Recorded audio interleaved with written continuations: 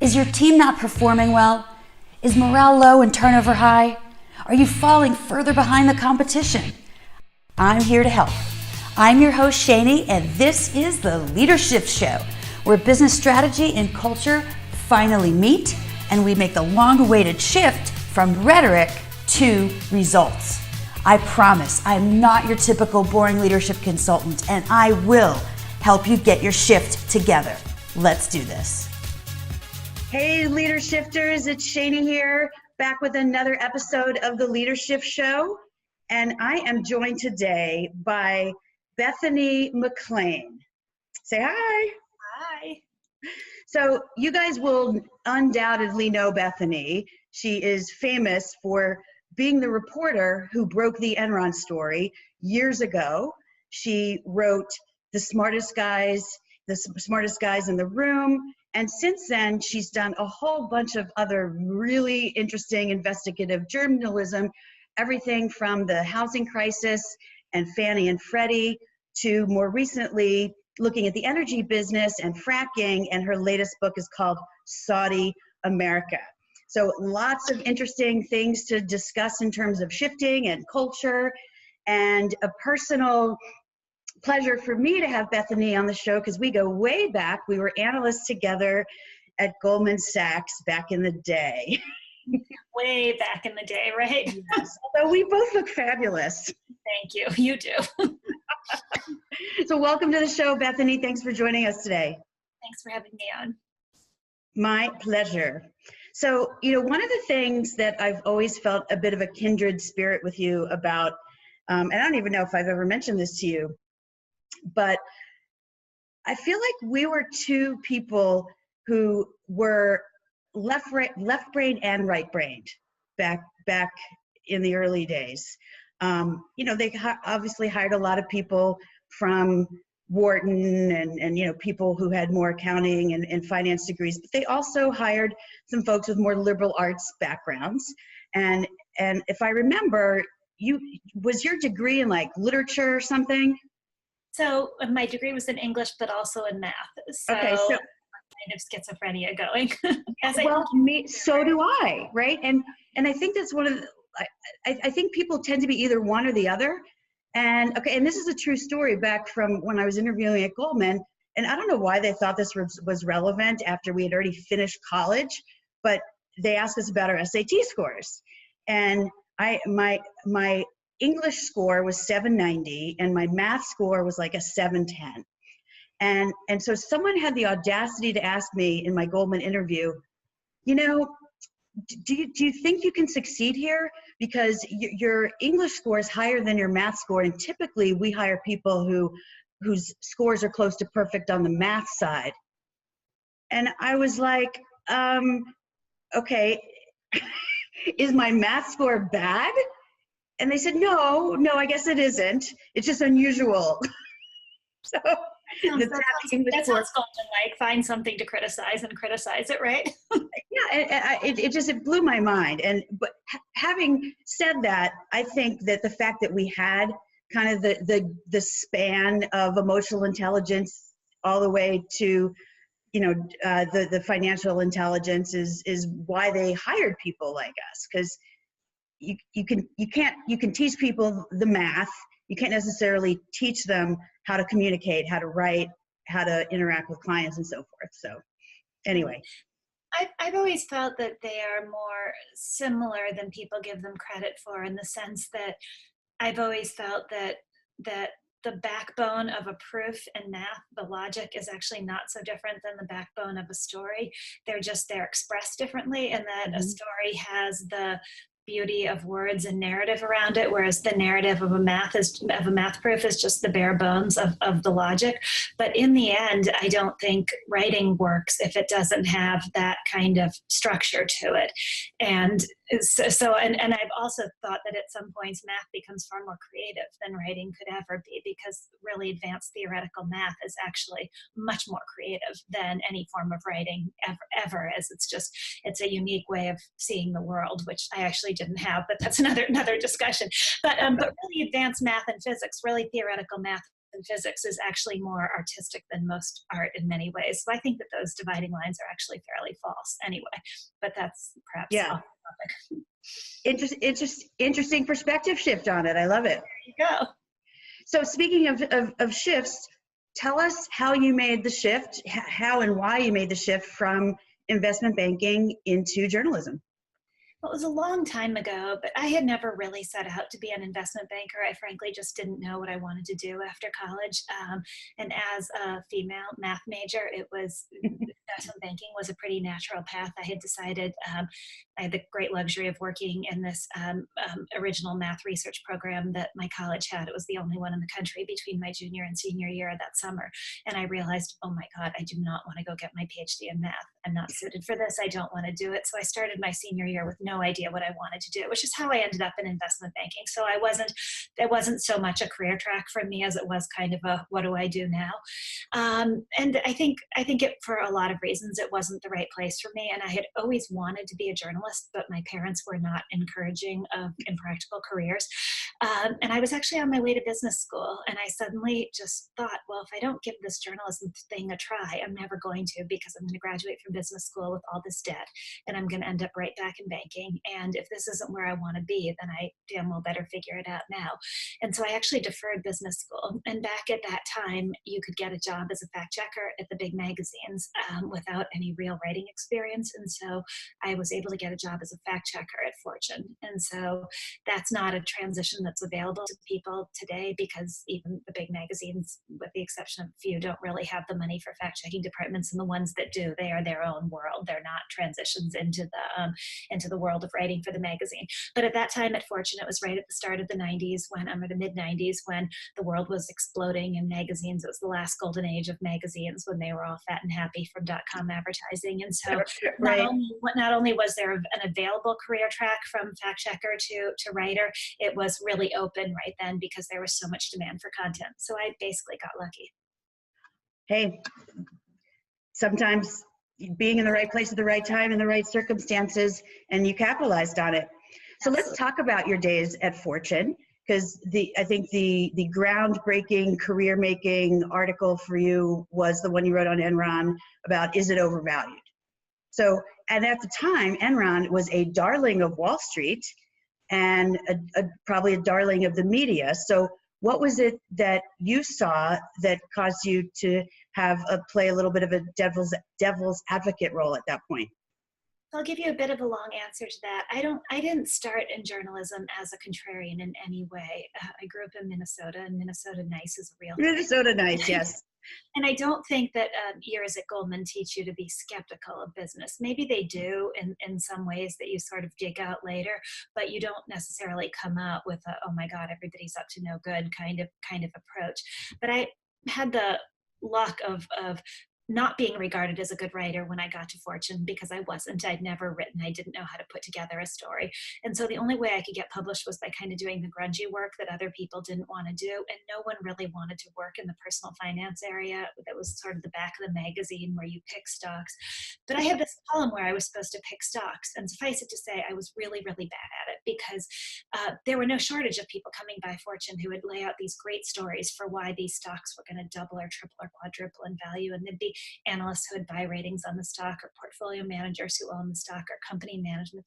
And I would swallow these stories hook, line, and sinker, because it didn't occur to me to be skeptical, only to be dead wrong. And basically, I got tired of being wrong. I didn't have any sort of kind of, I'm an investigator, or I'm going to take on business people. It was none of that. I was just tired of being wrong. And so I started trying to get to know short sellers, because I also learned of their existence during this period, because some of them would call me after I'd written one of these stories and be like, idiot, do you realize you just celebrated what is essentially a fraud and is going to decimate mom and pop savings? And I would be like, no, I didn't know that side of the story at all. Because that's the weird thing about the business world, right? It's kind of a hear no evil, see no evil, speak no evil. All that's on the surface that you can get at is the positive stuff.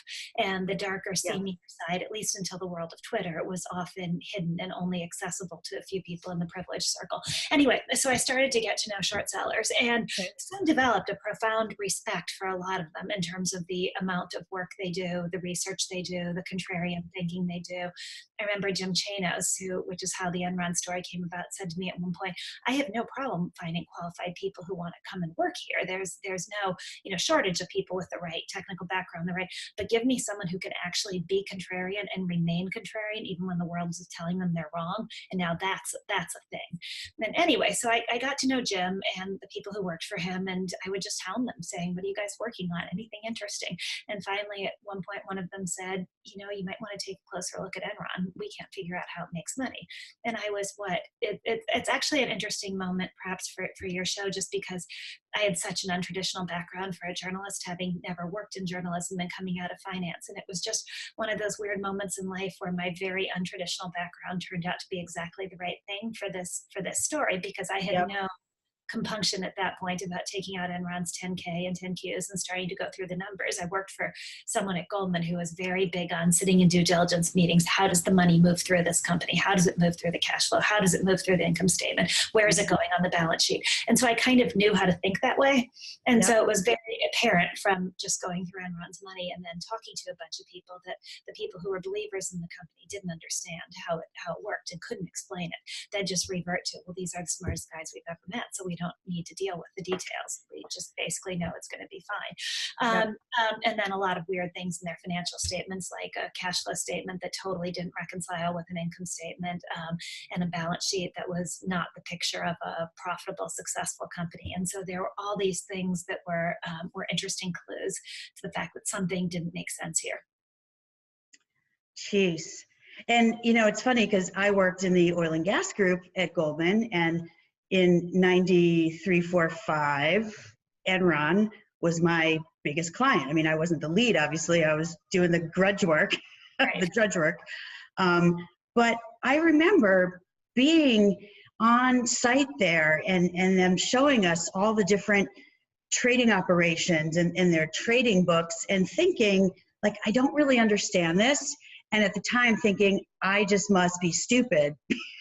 To your point of, they're just so smart. It's amazing what, like, a public relations facade it all was, right?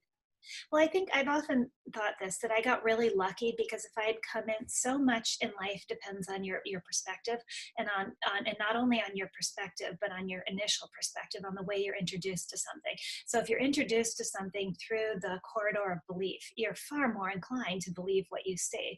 If you're introduced through something through the corridor of skepticism, you're far more willing to ask questions. And I'd often thought, what would I have ended up writing if I had come to Enron through their PR department and gone to see them first, and had all their glossy presentations and their spiffy executives presenting to me? What would my perspective have been then? As it was, I came to it from a questioning perspective, and so I was able to see it differently. But I do think, speaking of shifts, it's a really key question in life, that the attitude or the mindset that you bring to something really does help dictate what you'll see. Absolutely. I was just reading an article recently about 100 different unconscious biases that people have. Yeah. Which is all part of that, how the mindset we bring, the filters through which we look at various situations. Yeah. It's super interesting. It could be pre-existing bias, but also just the bias of approach, the bias engendered by how you approach something, right? Yeah, for sure. Okay, so fast forward to other people started to say, yeah, something doesn't make sense here. Well, I'm not really sure. The Wall Street Journal did a couple. So my story came out in February or March, and it honestly didn't come out to that much of a big bang. It sort of was ignored, but it wasn't ignored in the sense that I don't think my story precipitated anything. I think it picked up on the underlying skepticism that was growing in the market toward Enron. I think I raised questions people were starting to ask, albeit not out loud, but in private circles. And so by the end of the summer, the stock was falling pretty precipitously. Jeff Skilling quit as the CEO.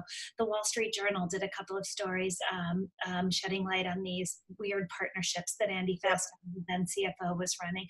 And the company just went into a death spiral. But it wasn't until after the bankruptcy that people were like, why didn't anybody raise questions about this? And then people looked back and found my article, which in the end, I've often joked it should win awards for the meekest title in business history, because it was, is Enron overpriced? Yeah. So it wasn't so much a story that I've always fought back against the idea that it broke the Enron story, because it really didn't. It raised questions about Enron at a time when nobody else was. But to me, breaking a story requires really laying out what's going on. And my piece didn't do that. So I've always felt that piece itself got too much credit in the sort of Enron progression, or whatever you want to call it. But it's just that there were so few skeptical pieces that it stood out. Got it. Okay.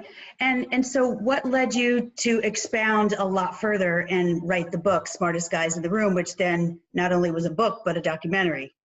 That's what we as journalists do when the train wreck comes, right? No, seriously. But once Enron went bankrupt that fall, it was just very quickly. And I still struggle sometimes to figure out why, out of all the corporate scandals we've had in the last 2 decades, why it is that Enron still resonates so much.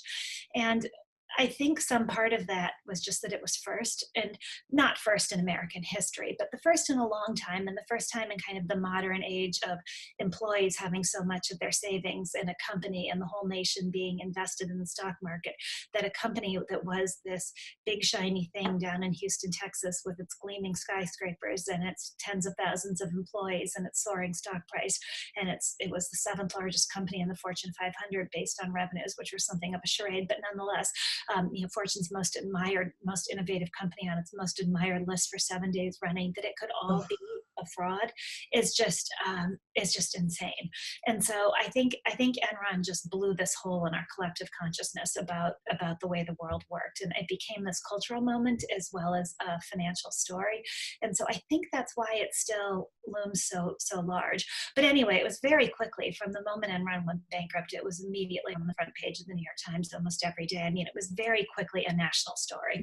And so then when you are a journalist who has some kind of lead on a national story, you attempt to write a book. That's just kind of the way it works. Absolutely. Well, it was a bestseller. It was an impactful book. I had the great luck of a colleague of mine at Fortune, a guy named Joe Nocera, who'd been my editor, actually suggested the book and was the one who hooked me up with Peter Elkind, who was a longtime investigative journalist based in Texas. And I, at that time, I'd been at Fortune for 4 or 5 years. I'd written maybe one or 2 or 3,000 word articles. Each chapter in a book is like 8,000 words. I would not have known how to construct a book. I hadn't been a journalist for long enough.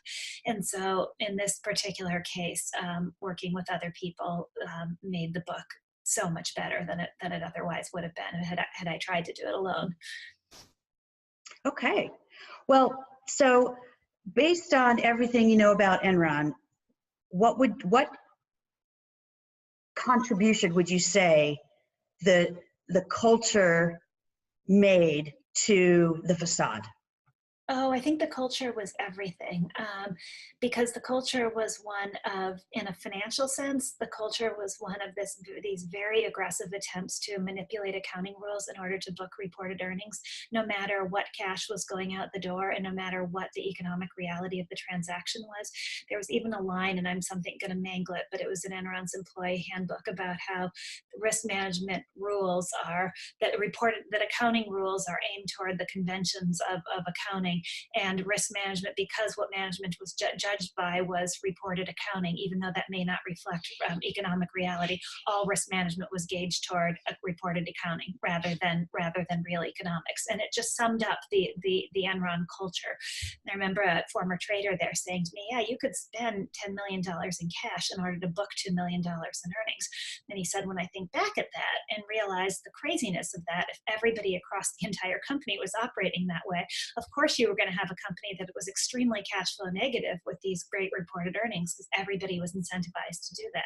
But nobody puts that together at the time. So it was this culture of very aggressively working the rules. And I think from a personal standpoint, or from a human standpoint, it was a very aggressive culture. In the same way, there was no real tolerance for people who didn't play it the Enron way. Yep, absolutely. So what would you say to someone watching the podcast who would love to know sort of the lessons, like what are the big things that you would now advocate people look out for?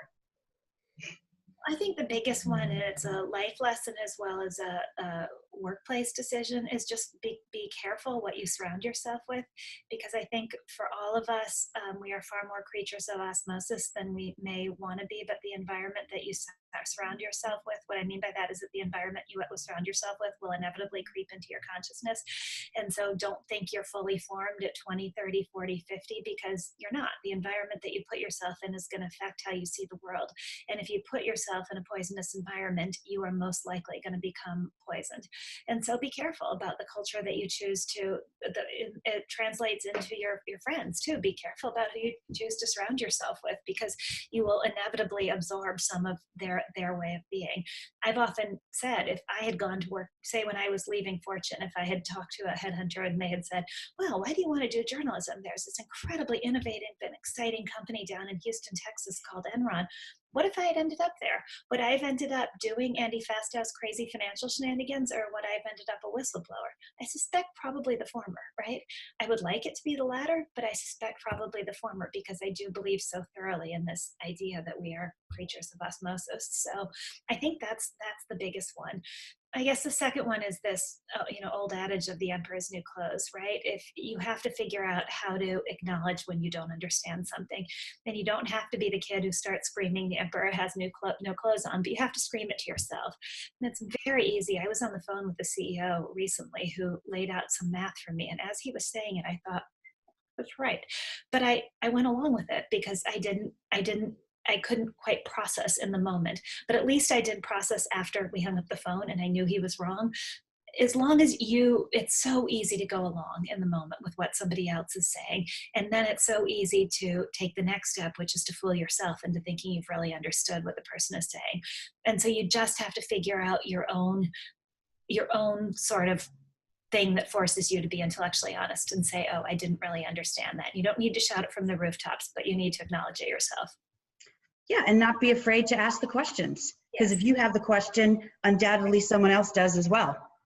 Right. And that is the third step, but you don't always, I feel like there is this line, you don't always have to ask the question. Sometimes it is actually really hard in a public setting to not only acknowledge you don't understand something, but call somebody on it. The first step is, and the most important step to me, is acknowledging you don't understand it and knowing that whether you feel like you need to call somebody out on it or not can be dictated by the circumstances, right? You don't always need to call people out on their BS. You just need to know that you think it's BS, right?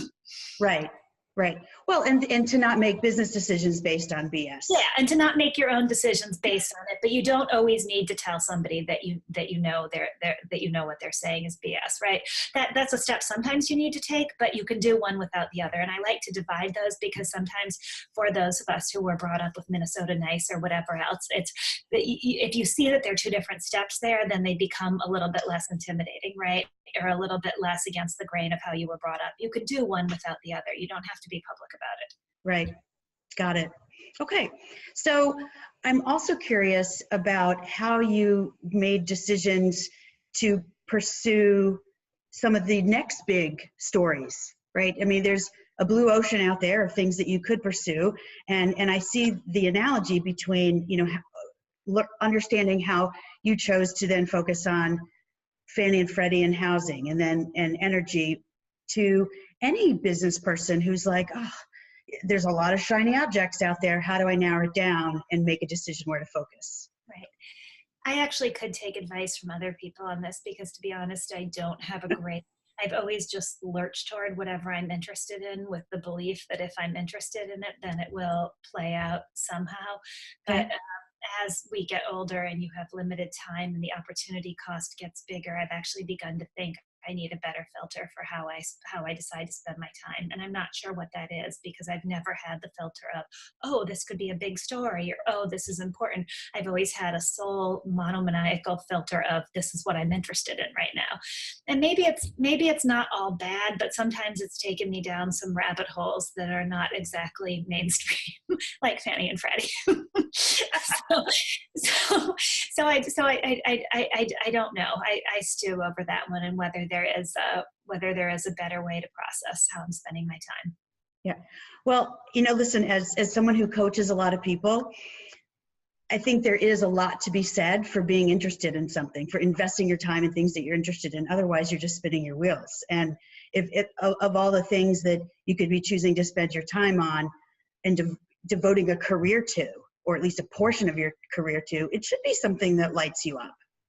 It should be, but if there are a lot of things, I'm somebody who can get interested in a lot of things, right? I find many things very interesting. So then if interest isn't the divide, if that's not a clear enough dividing line, I need a filter after that, right? And I'm struggling to figure out what that should be, because I firmly believe you can't figure out in advance what the big ideas are likely to be. So, but I'm looking for that secondary filter. So. Okay, fair enough. Well, I listen, I think it's an ongoing challenge to all of us, figure right? those things out. Yeah. So how do you get smart on new subject matters? Because I think that's also a challenge for people. The world is evolving and changing, and if we're not learning, we're dying. So what tips do you have for folks who need to get smart on things pretty quickly? Right. Well, I have a big advantage in being a journalist, right? Because in being a wide-ranging journalist is that when I start to learn about something, I'm supposed to be an idiot. And so I don't have any pride, but I do feel like that getting rid of your pride is a really important first step. Just say, look, I need to learn this. I don't know it. I'm totally clueless. I have to start from ground zero and strip out the pride equations so that that's easy for me to do because I have to do it all the time. And I know I don't know anything. So that's not so hard. But I think for people who've been experts in something for a long time, that actually is a hard thing to say. I'm going to be starting from square one. And then, being a journalist, I have the luxury of calling people. I start by reading everything on the topic I can, finding names of people I want to call, and just starting to call people. And I'm usually an idiot at first. I mean, I really know nothing. And I'm just asking basic questions in the lay of the land and trying to get people to tell me what they're doing and how they think about something and how it works. Essentially. And I think if you're a curious person who wants to hear how other people think, those are really fun conversations, right? Because then it makes, every time you learn something you didn't know about before, it makes the world a bigger place, right? Even if it's just something about how a supply chain operates in the dark corners of whatever, suddenly you realize there's behind this thing that gets to you here, there's this whole world of stuff, and it just makes the world bigger. And I think that's really fun.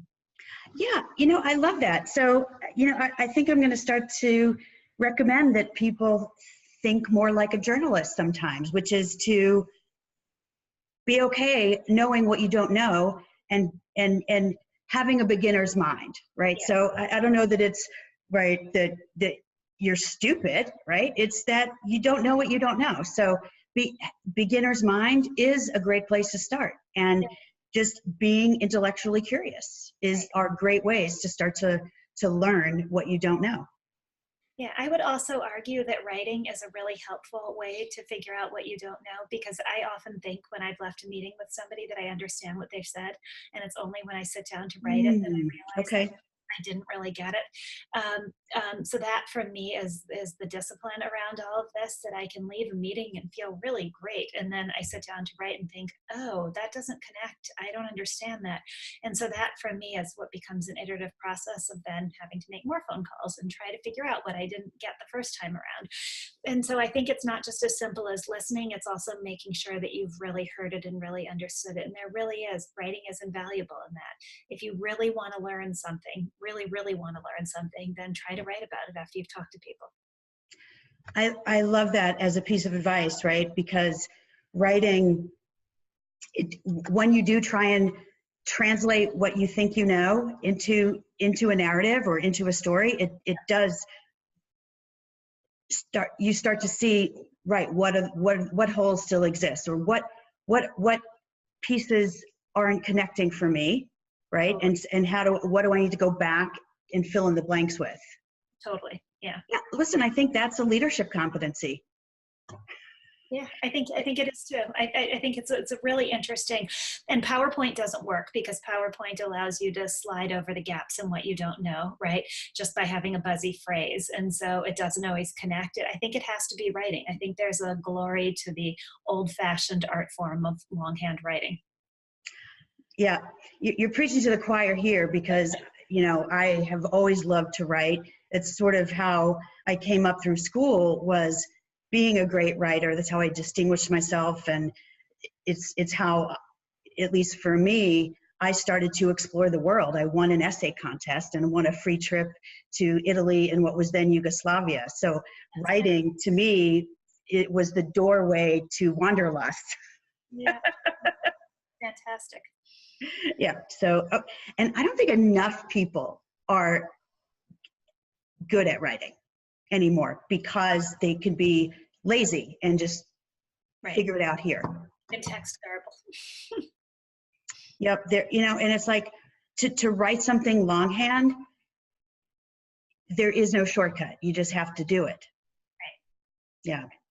And that's something I learned from my mom. And, LeaderShifters, we were talking about this offline before we started before we pressed play on the podcast, because Bethany knows that I just lost my mom. In fact, we had to reschedule this from when we had originally contemplated doing this, because we were doing it during the week that my mom was very, very ill and before she passed away. And one of the things that I really learned from my mom was how to be a good communicator in oral form, in written form. My mom was like the grammar police, and she instilled in me the importance of good grammar, and nothing drives me crazier even today than people who don't know the difference between there, and there, or, some of the other homonyms, right?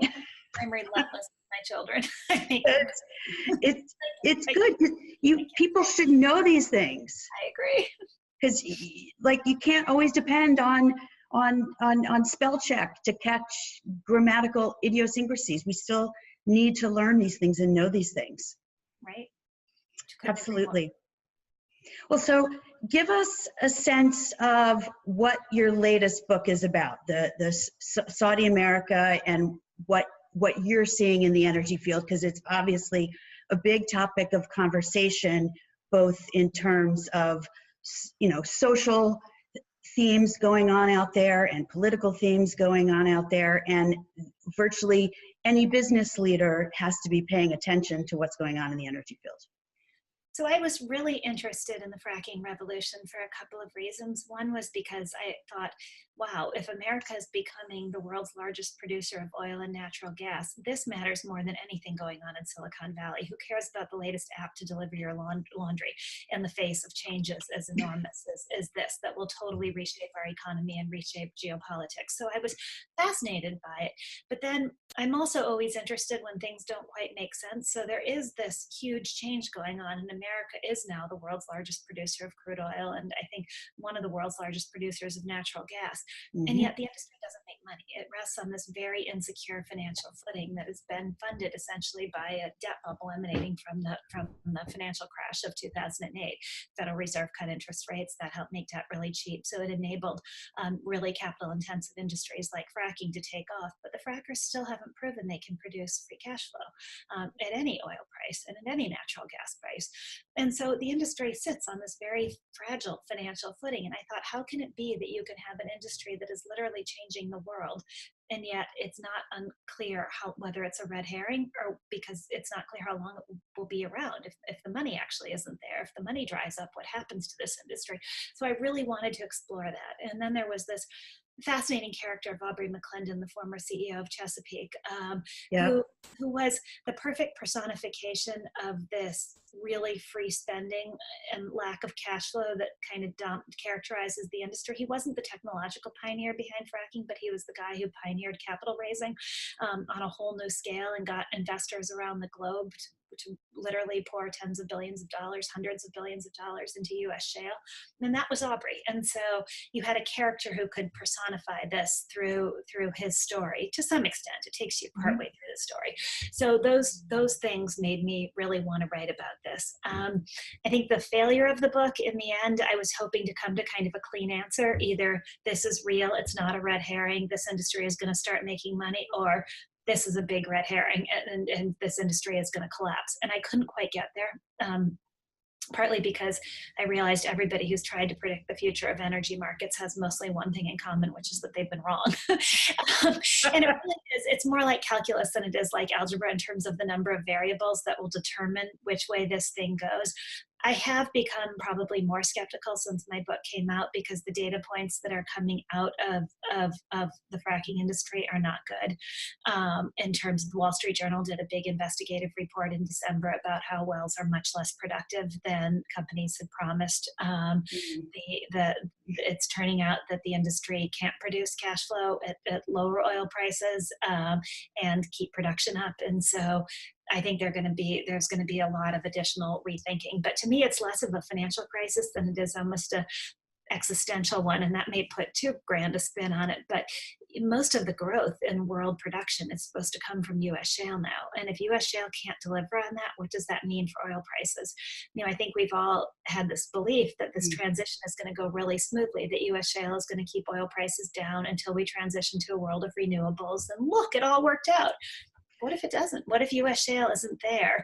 And a lot of the bigger, longer-term projects have been put on hold as companies have turned toward short cycle sources of oil and gas like shale. And so there's not supply there to back it up if U.S. shale can't deliver. And what does that mean for oil prices? And so I think that's a big question ahead of us in the future. And I don't mean to say oil prices are going to soar, because there could be a million things that happen such that doesn't come true, right? The economic winds dictate how that plays out too. But it's just, I think there are a lot of questions that really affect people's lives at stake in this. Right, absolutely. Really interesting times when it comes to that. And yep. Well, good. So any last words of wisdom for LeaderShifters based on anything that you have reported on in the past, or anything you're looking at now? I think it's just to be open-minded to questions, right? And open-minded to what you hear in response, and to try as best you can is to clear your mind of preconceptions so that you can really hear what people are saying and really think about the questions that you should be asking, and to just approach things with humility, And I think that is easier said than done. I always remind myself I have the great luck as a journalist that I actually don't really have to care what people think of me. And so if I leave a room with a CEO and he thinks I'm an idiot, as long as I got the information out of him I want, I don't have to care. I think for people, when you layer in the fact that they do have to care, they're trying to win business, they're trying to impress somebody, that becomes a little bit more complicated. And so I'm not blind to that, but to try to just figure out stripping your ego out of it as much as you can. Yeah. Wonderful. Thank you so much for joining us today, Bethany. It was a real pleasure. And I scribbled so many notes as you were chatting. So I just want to recap for LeaderShifters some of the really interesting concepts that I think are really relevant for you guys to consider going forward. First of all, what can you learn from short sellers? And I don't mean literally calling up the short sellers at the hedge funds, but what perspective does the contrarian offer for your business, for your industry, right? Because I think that's really what the short sellers were able to offer you in terms of the Enron situation and other situation. Second is, who are you surrounding yourselves with, leaders, right? It's really important to surround yourself with good people, because otherwise toxic cultures start to infiltrate. They are insidious. And it's one of my key messages is we have to create the kind of culture that we would want our children to work in at our companies. And if we're not creating those kind of cultures at our organizations, we need to be rethinking that. And lastly, the importance of thinking like a journalist, right? I think it's a really great approach to be curious, to have that beginner's mind and to ask the right questions, and then to instill in ourselves and in our staff members that if we can't weave these learnings into the narrative of a story, then we're probably missing some of the key connections. So thank you for joining us today, LeaderShifters. We will be back soon with another edition of the Leadership Show. And again, thank you so much to Bethany McLean for joining us today. Thank you so much for having me, and my condolences again. But Thank you. congratulations also on your Thank you so much. Podcast.